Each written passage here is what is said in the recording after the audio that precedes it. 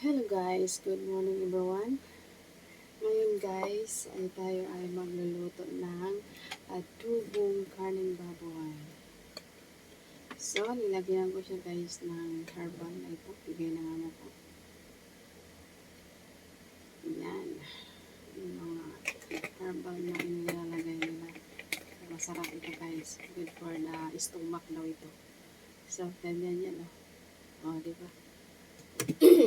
And then, lagyan natin siya ng black pepper. Black pepper. Then, lagyan natin ng cinnamon. Lagyan natin ng cinnamon siya. And then, lagyan natin ng asin. Kunting asin pa. Kasi mamaya tayo magdadagdag ng so, maglalagay tayo ng sukang sushi vinegar to sa Chinese. Matamis siya. Lagyan ito lang kunti. And then, lagyan natin ng patis. Patis yan. Tapos, lagyan ulit natin ito ng herbal ulit. Lagay. Hindi ko lang alam guys kung anong pangalan ito. Basta, herbal.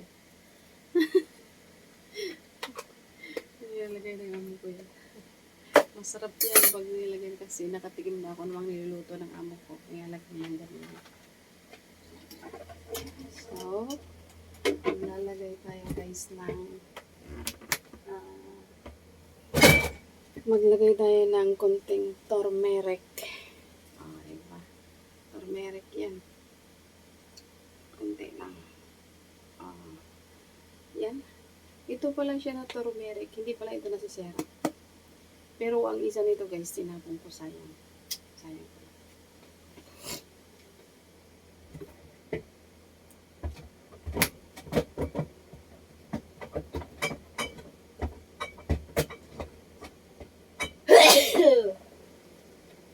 Excuse me. Bigay kasi ng mama ko yan. So, maglalagay tayo ng ito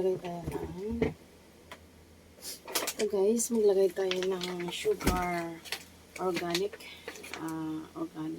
sugar, brown sugar. Organic brown sugar. So, maglagay tayo nitong konti.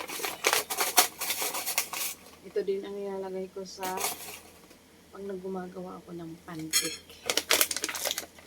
Lagay ko lang ito sa rep kaya para hindi siya langgamin.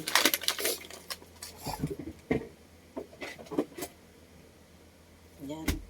So, hindi natin makakalimutan yung lagyan natin siya ng, ganun ko pala ako dito. Yung pinaka, natin. Siyempre, lagyan natin ng magic sarap.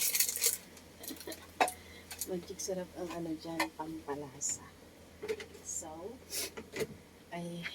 ito pa guys, nilalagyan kita siya ng, herbal din to. Ng oregano. Diba? Ganun kasi yung mga amo ko ang nilalagay. Ang amo ko ay asawa ay France. So, yan. Iano natin ito. Pinamimigay niya sa akin ng mga mga ingredients. Masarap daw yan. Good for the health and good for the stomach. So, yan. Ganyan natin. Mikas-mikas natin.